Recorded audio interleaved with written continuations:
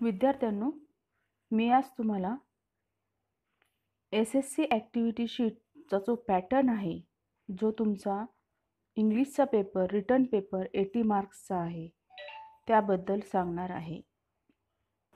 सुरुवातीला विद्यार्थ्यांनी समजून घ्यायचे की प्रश्नपत्रिका न म्हणता आपण त्याला ॲक्टिव्हिटी शीट असे बोलणार आहोत.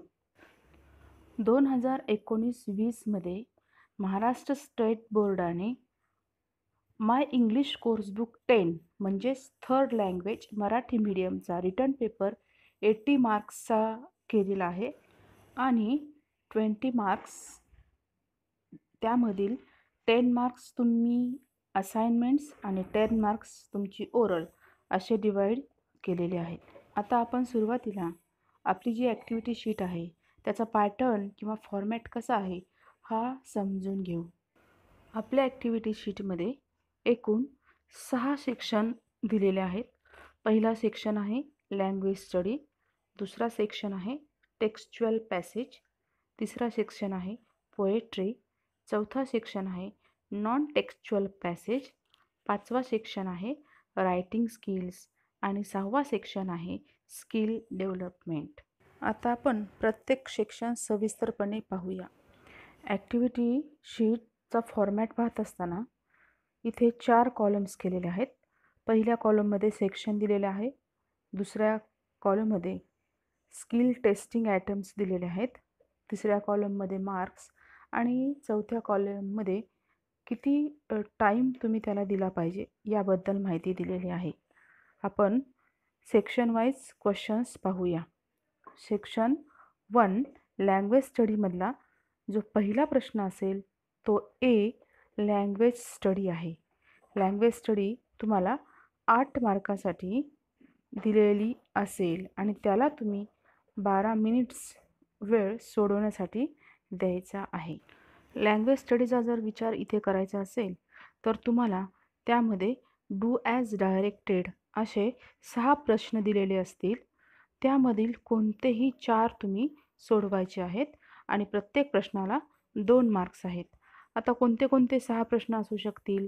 Complete the following words by using correct letters 2 marks, put the following words in alphabetical order 2 mark, punctuate the following sentence 2 mark, make 4 words minimum 3 letters each using the letters in the given word 2 marks, write the related words as shown in the example 2 marks and complete the following word chain for the 2 marks. म्हणजे तुम्हाला मी इथे 6 प्रश्न सांगितलेले आहेत. त्या 6 प्रश्नापैकी तुम्ही कोणतेही 4 प्रश्न सोडवायचे आहेत आणि त्यासाठी तुम्हाला 8 मार्क्स दिलेले आहेत. त्यानंतर लँग्वेज स्टडीमध्येच बी प्रश्न असेल तो फक्त 2 मार्कासाठी आहे आणि तुम्हाला त्याच्यासाठी 3 मिनिट्स वेळ द्यायचा आहे. हा जो दुसरा प्रश्न आहे तो सुद्धा डू ॲज डायरेक्टेड आहे, परंतु 2 प्रश्न जे दिले असतील त्यापैकी प्रत्येक प्रश्नाला 1-1 मार्क असे दिलेले आहेत. पण ते सोडवत असताना सुद्धा तुम्ही लक्षात ठेवायचे की प्रत्येक प्रश्नाला त्यांनी ऑर दिलेला आहे. तुम्हाला आणखीन स्पष्ट समजून येण्यासाठी मी परत एकदा सांगते की तुम्हाला 2 प्रश्न दिलेले असतील, त्या दोन्ही प्रश्नाला ऑर दिलेले असतील. फॉर एक्झाम्पल आता पहिला प्रश्न जो आहे तो त्यामध्ये तुम्हाला पहिला प्रश्न असेल A make meaningful sentence by using the phrase आणि बी प्रश्न असेल add a clause to expand the following sentence meaningfully. म्हणजे या दोन्हीपैकी तुम्ही कुठलाही एक प्रश्न सोडवायचा आहे 1 मार्कासाठी. त्यानंतर दुसरा प्रश्न असेल अटेम्प्ट एनी वन. त्यामध्ये सुद्धा ए आणि बी असे 2 दिलेले असेल, त्यापैकी तुम्हाला 1 सोडवायचा आहे. For example add a prefix or suffix to make new words किंवा make a meaningful sentence using any of the following words दिलेले असतील, तो शब्द वापरून तुम्ही तुमचं स्वतःचं वाक्य बनवायचं आहे. तो प्रश्नसुद्धा 1 मार्काचा आहे. म्हणजे तुम्हाला लक्षात आलं असेल की तुमची लँग्वेज स्टडी टोटल किती मार्क्सची झाली? 10 मार्क्स आणि त्याच्यासाठी तुम्हाला वेळ द्यायचा आहे 15 मिनिट्स. यानंतर आपण सेक्शन 2 पाहणार आहोत. या सेकंडमध्ये प्रश्न दुसरा ए आणि बी टेक्स्च्युअल पॅसेज असतील. म्हणजे आपल्या कोर्सबुकमधले 2 सीन पॅसेजेस येतील आणि त्यासाठी तुम्हाला प्रत्येक पॅसेजला 10 मार्क्स असणार आहेत. म्हणजे तुमचा question number 2A textual passage 10 मार्कासाठी आहेत. तो तुम्हाला सोडवण्यासाठी 15 मिनिट्स वेळ घ्यायचा आहे. त्यानंतर क्वेश्चन नंबर 2B हा सुद्धा टेक्स्च्युअल पॅसेजेस आहे आणि त्याच्यासाठी सुद्धा 10 मार्क्स आहेत आणि तो सोडवण्यासाठी तुम्हाला 15 मिनिट्स वेळ घ्यायचा आहे. म्हणजेच तुम्हाला लक्षात येईल की आपल्या कोर्स बुकमधले 2 सीन पॅसेजेस आपल्याला आपल्या ॲक्टिव्हिटी शीटमध्ये येणार आहेत आणि प्रत्येक पॅसेजला 10-10 मार्क्स दिलेले आहेत आणि ही ॲक्टिव्हिटी तुम्हाला अर्ध्या तासामध्ये म्हणजेच 30 मिनिटामध्ये कंप्लीट करायची आहे. त्यामध्ये तुम्हाला सविस्तर सांगायचं झालं तर त्यामध्ये तुम्हाला 5 प्रश्न असतील. कोणते 5 प्रश्न असतील? तर त्याच्यामध्ये A1, A2, A3, A4, A5 असे क्वेश्चन 2A मधले 5 प्रश्न असतील. पहिला प्रश्न असेल सिंपल फॅक्च्युअल क्वेश्चन, तो 2 मार्कासाठी. दुसरा असेल कॉम्प्लेक्स फॅक्च्युअल क्वेश्चन, तो 2 मार्कासाठी. ओकॅब्युलरी, तो सुद्धा 2 मार्कासाठी. त्यानंतर A4 ग्रामर, तो 2 मार्कासाठी आणि A5 पर्सनल रिस्पॉन्स किंवा ओपन एंडेड, तो 2 मार्कासाठी. असे तुमचे टोटली 10 मार्क्स असतील. क्वेश्चन 2B हा सुद्धा सेम असेल, फक्त तिथे B1, B2, B3, B4 आणि B5 असे लिहिलेले असतील आणि प्रश्न त्याच प्रकारचे असतील. Simple factual, complex factual, vocabulary base, grammar आणि ओपन एंडेड. म्हणजे काहीच त्याच्यामध्ये फरक नाही. फक्त तुम्हाला A1, A2 क्वेश्चन 2A मध्ये दिले असेल आणि क्वेश्चन 2B मध्ये B1, B2 असं दिलेलं असेल. विद्यार्थ्यांनो, आता हा सेक्शन 2 मध्ये जो टेक्स्च्युअल पॅसेजेस तुम्हाला येणार आहेत त्याबद्दल मी सविस्तरपणे तुम्हाला सांगणार आहे. प्रश्न दोन्ही A आणि B मध्ये जो प्रश्न पहिला असेल तो तुम्हाला सिंपल फॅक्च्युअल प्रश्न असेल की ज्यामध्ये तुम्हाला ट्रू ऑर फॉल्स असेल, कंप्लीट द फॉलोइंग सेंटेन्स असेल किंवा चूज द करेक्ट अल्टरनेटिव्ह असेल किंवा मॅच द कॉलम्स असेल, म्हणजे की ज्यामध्ये तुम्ही सहजगत्या पॅसेजमधून उत्तरं शोधू शकाल असे प्रश्न त्यामध्ये असतील आणि या प्रश्नासाठी तुम्हाला 2 मार्क्स सांगितलेले मी आहेत. यानंतरचा A आणि B मध्ये जो सेकंड क्वेश्चन असणार आहे तो कॉम्प्लेक्स फॅक्च्युअल क्वेश्चन असणार आहे की ज्यामध्ये तुम्हाला कंप्लीट द वेब दिलेला असेल, कंप्लीट द टेबल दिलेलं असेल किंवा काही WH क्वेश्चनसुद्धा त्यामध्ये दिलेले असतील. हा प्रश्नसुद्धा तुम्हाला 2 मार्कासाठी असेल. त्यानंतर तुमचा प्रश्न दुसरा AB मधला जो तिसरा प्रश्न असेल A3 किंवा B3, तो कशावरती अवलंबून असेल तर ओकॅब्युलरी बेस्ड त्यावर अवलंबून असेल की ज्यामध्ये तुम्हाला टोटली तुमचा ओकॅब्युलरीचं ज्ञान किंवा शब्दज्ञान कसं आहे याबद्दल थोडक्यात टेस्ट घेतली जाणार आहे की तुम्हाला तुमच्या कोर्स बुकमध्ये मार्जिनमध्ये न्यू वर्ड्स दिलेले आहेत, त्या न्यू वर्ड्सचे मीनिंग विचारलेले असतील किंवा त्याच्यासाठी समानार्थी शब्द विचारलेला असेल किंवा तुम्ही विरुद्धार्थी शब्द तुमच्या पॅसेजमधून शोधून सांगा, असं कुठल्याही प्रकारचा त्यामध्ये प्रश्न येऊ शकतो. परंतु सहसा आपल्या मार्जिनमध्ये कोर्स बुकच्या जे नवीन शब्द दिलेले आहेत त्यापैकीच यामध्ये प्रश्न पडतात. यानंतर तुमचा प्रश्न दुसरा A आणि B मध्ये जो चौथा प्रश्न आहे म्हणजेच A4 किंवा B4, तो तुम्हाला ग्रामरवरती तुमच्या कॉन्टेक्च्युअल ग्रामरवरती अवलंबून आहे. म्हणजे तुमच्या टेक्स्टबुकमध्ये जे ग्रामर आहे, तुमच्या पॅसेजमध्ये जे ग्रामर आहे त्यावरतीच तो प्रश्न पडणार आहे की तुमचं ग्रामरचं ज्ञान किती आहे यावरनं समजणार आहे. या प्रश्नाला सुद्धा तुम्हाला 2 मार्क्स असणार आहेत. प्रश्न दुसऱ्यामध्ये शेवटचा जो प्रश्न असेल तो 5वा प्रश्न असेल म्हणजेच A5 किंवा B5, तो प्रश्न तुमचा पर्सनल रिस्पॉन्स किंवा ओपन एंडेड प्रश्न असं त्याला आपण म्हणू शकतो की ज्याच्यामध्ये तुम्ही स्वतः विचार करून त्या प्रश्नाचं उत्तर द्यायचं असतं की प्रत्येक विद्यार्थ्याचं उत्तर हे वेगवेगळं यामध्ये येऊ शकतं आणि उत्तर तुमचं कधी सकारात्मक किंवा होकारात्मकसुद्धा असू शकतं. परंतु तुम्ही त्यासाठी प्रयत्न किती केलेला आहे, प्रश्नाचं उत्तर देण्याचा प्रयत्न, याला सुद्धा त्याच्यामध्ये मार्क्स असतात आणि हा प्रश्नसुद्धा तुम्हाला 2 मार्कासाठीच येणार आहे. तिसरा जो सेक्शन तुमचा आहे तो पोएट्रीचा आहे आणि क्वेश्चन नंबर 3 मध्ये A हा प्रश्न पोएम फॉर कॉम्प्रिहेन्शन हा 5 मार्कासाठी आहे आणि क्वेश्चन नंबर 3 मध्ये B हा जो प्रश्न आहे तो पोएम फॉर अप्रिशिएशन म्हणजे हा प्रश्न 5 मार्कासाठी आहे. म्हणजे सेक्शन 3 पोएट्री हा टोटल सेक्शन तुम्हाला 10 मार्कासाठी असणार आहे आणि हा सोडवण्यासाठी तुम्हाला कमीत कमी वेळ 18 मिनिट्स लागणार आहेत. म्हणजे पोएम फॉर कॉम्प्रिहेन्शन तुम्ही 10 मिनिटात सोडायचं आहे आणि पोएम फॉर ॲप्रिशिएशन तुम्ही 8 मिनिटामध्ये सोडवायचा आहे. आपण थर्ड सेक्शन सविस्तरपणे पाहूया. तुम्हाला पोएमचे जे कॉम्प्रिहेन्शन करायचे आहे त्यासाठी 3 प्रश्न असणार आहेत. A1, A2 आणि A3. A1 प्रश्नामध्ये तुम्हाला सिम्पल फॅक्च्युअल क्वेश्चन्स विचारले जातील की जे ट्रू ऑर फॉल्स किंवा कंप्लीट द फॉलोइंग सेंटेन्स किंवा चूज द करेक्ट अल्टरनेटिव्ह किंवा match the columns, complete the web याच्यावरती अवलंबून असतील आणि या प्रश्नांचे उत्तर सहजासहजी तुम्ही सोपे असे असल्यामुळे लवकर शोधू शकाल. हा प्रश्न तुम्हाला 2 मार्कासाठी आहे. त्यानंतर A2 हा जो प्रश्न आहे तो कॉम्प्लेक्स फॅक्च्युअल आहे आणि याच्यामध्ये तुम्हाला तुमची अंडरस्टँडिंग समजून घेण्यासाठी choose the correct alternative, match the columns, complete the web किंवा आणखीन WH क्वेश्चन्स दिलेले असतील किंवा दिले जाऊ शकतील आणि या प्रश्नालासुद्धा 2 मार्क्स आहेत. त्यानंतर आपला A3 हा जो प्रश्न आहे तो मात्र पोएटिक डिव्हायसेस यावरती अवलंबून असणार आहे आणि यामध्ये तुम्हाला रायमिंग वर्ड्स विचारलेले असतील किंवा रायमिंग स्कीम विचारलेली असेल किंवा कोणती फिगर ऑफ स्पीच वापरलेली आहे किंवा फिगर ऑफ स्पीचचं नाव दिलेलं असेल त्या ओळी शोधून सांगा असंही दिलेलं असेल आणि या प्रश्नासाठी तुम्हाला फक्त 1 मार्क्स आहे. म्हणजे आपल्याला आपल्या कोर्स बुकमधील जी कोणतीही पोएम असेल ती कॉम्प्रिहेन्शनसाठी टाकू शकणार आहेत आणि त्यासाठी तुम्हाला फक्त 5 मार्क्स आहेत. मुलांनो 3B हा जो प्रश्न आहे तो पोएम फॉर ॲप्रिशिएशनसाठी आहे आणि यामध्ये तुम्हाला कवितेवरती ॲप्रिशिएशन करायचं आहे दिलेल्या कवितेवरती. मग याच्यामध्ये तुम्हाला फक्त 5 मार्क्स आहेत.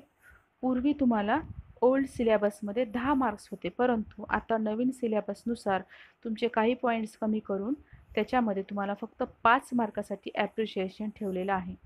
आता याचं मार्किंग स्कीम कसं केलेलं आहे, टायटल म्हणजे कवितेचं जे टायटल आहे त्याला अर्धा मार्क आहे. त्यानंतर कवीचं नाव लिहायचं आहे त्याला अर्धा मार्क. त्यानंतर राईम स्कीम लिहायची आहे त्याच्यासाठी 1 मार्क आहे. फिगर ऑफ स्पीच लिहायची आहे त्याच्यासाठी 1 मार्क आहे आणि सेंट्रल आयडिया ही मात्र तुम्हाला 3 ते 4 ओळीमध्ये लिहायची आहे यासाठी मात्र तुम्हाला 2 मार्क्स आहेत. म्हणजे टोटली तुमचं जे ॲप्रिशिएशन आहे ते 5 मार्क्स आहेत. यानंतरचा जो प्रश्न 4था आहे त्यामध्ये A non textual passage for comprehension आहे आणि त्यासाठी 10 मार्क्स तुम्हाला येणार आहेत. यामध्ये सुद्धा तुम्हाला जसं टेक्स्च्युअल पॅसेजबद्दल 5 प्रश्न येणार आहेत सांगितले त्याच पद्धतीचे प्रश्न A1, A2, A3, A4, A5 असे येतील आणि ते प्रत्येकी 2-2 मार्कसाठी असतील. परंतु इथे नॉन टेक्स्च्युअल पॅसेज असं दिलेलं आहे, त्याचा उल्लेख केला आहे. नॉन टेक्स्च्युअल पॅसेज म्हणजे हा पॅसेज तुम्हाला तुमच्या कोर्स बुकमधून येणार नाही, तर तो पॅसेज अनसीन असणार आहे. तो तुम्ही कदाचित वाचलेला असेल, कदाचित वाचलेला सुद्धा नसेल. या प्रश्नासाठी आपल्याला 10 मार्क्स आहेत आणि आपल्याला सोडवण्यासाठी वेळ 20 मिनिट्स घ्यायचे आहेत. त्यानंतरचा 4B हा सेक्शन 4 मधला जो प्रश्न आहे तो समरी रायटिंगसाठी आहे.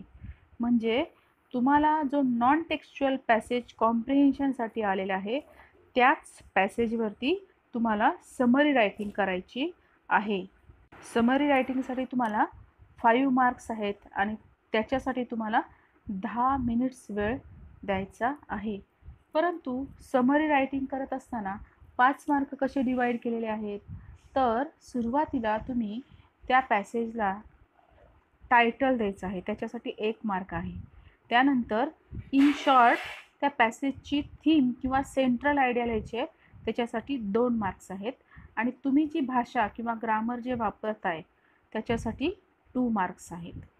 इथे विद्यार्थ्यांसाठी एक महत्त्वाची सूचना आहे की तुम्हाला समरी ही दिलेल्या नॉन टेक्स्च्युअल पॅसेजवरच लिहायची आहे. त्यासाठी वेगळा पॅसेज तुम्हाला दिला जाणार नाही. म्हणजेच विद्यार्थ्यांनो, इथे तुम्ही लक्षात घ्यायचं आहे की तुमचा सेक्शन 4 जो आहे तो नॉन टेक्स्च्युअल पॅसेजसाठी आहे. त्यामध्ये 2 प्रश्न आहेत, ए आणि बी. ए प्रश्न हा कॉम्प्रिहेन्शनसाठी आहे आणि बी प्रश्न हा समरी रायटिंगसाठी आहे. टोटल मार्क्स त्याच्यासाठी 15 आहेत आणि तुम्हाला तो प्रश्न 30 मिनिटांमध्येच म्हणजेच अर्ध्या तासात सोडवायचा आहे. यानंतर सेक्शन 5 हा रायटिंग स्किल्स आहे आणि यामध्ये तुम्हाला टोटल 20 मार्क्स आहेत आणि हा पूर्ण सेक्शन सोडवण्यासाठी तुम्हाला 1 तास वेळ द्यावा लागणार आहे. यामध्ये प्रश्न 5वा आणि 6वा या 2 प्रश्नांचा समावेश आहे. Question number 5A letter writing आहे. त्यामध्ये तुम्हाला 2 लेटर दिले जातील, फॉर्मल आणि इनफॉर्मल. त्यापैकी तुम्हाला कोणतेही एक लेटर लिहायचे आहे. त्यासाठी तुम्हाला 5 मार्क्स दिलेत आणि ते 15 मिनिटांमध्ये तुम्ही सोडवायचा आहे. त्यानंतर क्वेश्चन 5मध्येच बी हा जो प्रश्न आहे त्यामध्ये डायलॉग रायटिंग और ड्राफ्टिंग अ स्पीच, म्हणजे तुम्ही डायलॉग रायटिंग तरी लिहा किंवा ड्राफ्टिंग अ स्पीच तरी लिहा. याला 5 मार्क आहेत आणि ते सुद्धा तुम्ही 15 मिनिटात सोडवायचं आहे.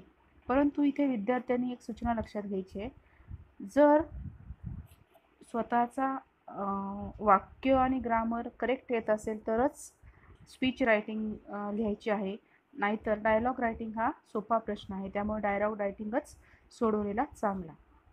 यानंतर question number 6A information transfer non verbal to verbal or verbal to non verbal 5 मार्क्ससाठी आहे. यालासुद्धा 15 मिनिट्स वेळ तुम्हाला द्यायचे आहेत. आता याच्यामध्ये नॉन व्हर्बल टू व्हर्बल आणि व्हर्बल टू नॉन व्हर्बल असे 2 प्रश्न असणार आहेत. त्यापैकी तुम्हाला कुठलाही एकच क्वेश्चन सोडवायचा आहे. इन्फॉर्मेशन ट्रान्सफर म्हणजे थोडक्यात तुम्हाला पॅसेज दिलेला असेल, त्या पॅसेजवर डायग्राममध्ये माहिती लिहा, टेबलमध्ये माहिती लिहा, पॉईंट्स, हेड पॉईंट्स, सब पॉईंट्स लिहा, अशा प्रकारे असू शकेल. किंवा टॅब्युलर फॉर्मॅटमध्ये माहिती दिली असेल त्याबद्दल पॅरेग्राफ लिहायचा असेल. वेगवेगळ्या प्रकारचे इन्फॉर्मेशन ट्रान्सफरचे उदाहरण येऊ शकतात. यानंतर question number 6B expand the theme. या प्रश्नामध्ये तुम्हाला developing a story with a giving beginning और अँड एंड, म्हणजे तुम्हाला एक स्टोरी दिली जाईल आणि त्या स्टोरीचा शेवट कसा असेल हा तुम्ही तुमच्या शब्दात लिहायचा आहे. किंवा एखादी थीम दिली जाईल, एखादी म्हण दिली जाईल, त्याचं तुम्हाला एक्सपांडेशन करायचं आहे. 5 मार्कासाठी तुम्हाला 15 मार्क्स आहेत. यानंतर शेवटचा सेक्शन 6वा आहे आणि तो स्किल डेव्हलपमेंट. यामध्ये प्रश्न 7वा हा ट्रान्सलेशनसाठी 5 मार्कासाठी येणार आहे आणि त्याला सोडवण्यासाठी आपण 7 मिनिटाचा वेळ घ्यायचा. आता आपण ट्रान्सलेशन हा प्रश्न सविस्तरपणे पाहूया. यामध्ये 3 सब क्वेश्चन्स असणार आहेत, ABC. पहिला जो ए प्रश्न आहे तो translate the following words into your medium of instruction. त्यामध्ये तुम्हाला फक्त 4 शब्दाचं ट्रान्सलेशन करायचं आहे. तुम्हाला तिथे 6 शब्द दिलेले असतील आणि यासाठी फक्त 2 मार्क्स. बी प्रश्न जो आहे तो translate the following sentences into your medium of instruction. म्हणजे इथे तुम्हाला 4 वाक्य दिलेले असतील, त्यातील कोणतेही तुम्हाला 2 सोडवायचे आहेत. वाक्य इंग्लिशमध्ये असतील आणि ते आपल्याला मराठीमध्ये त्याचं भाषांतर करायचं आहे 2 मार्कासाठी. आणि शेवटचा सी प्रश्न जो आहे तो translate the following idiom or proverb into your medium of instruction. 2 दिलेले असतील, त्यातील कोणताही एक सोडवायचा आहे, 1 मार्कासाठी आहे. म्हणजे ए प्रश्न 2 मार्कासाठी, बी 2 मार्कासाठी आणि सी 1 मार्कासाठी, असे टोटल ट्रान्सलेशनचे 5 मार्क्स आपल्याला. अशा प्रकारे विद्यार्थ्यांनो आपण सेक्शन 6 आणि त्यामधील क्वेश्चन्स, त्याच्यासाठी लागणारे वेळ आणि त्याचे मार्क्स हे सगळं पाहिलेलं आहे. रिव्ह्यूमध्ये तुम्हाला पेपर चेकिंग करण्यासाठी 20 मिनिटाचा वेळ द्यायचा आहे आणि टोटल तुम्हाला 80 मार्क्सचा पेपर आहे, हे लक्षात ठेवायचं आहे. विद्यार्थ्यांनो, तुम्हाला जर हा व्हिडिओ आवडला असेल तर तुम्ही या व्हिडिओला लाईक, कॉमेंट, शेअर आणि सबस्क्राईब करायला विसरू नका. Thank you so much for watching this video.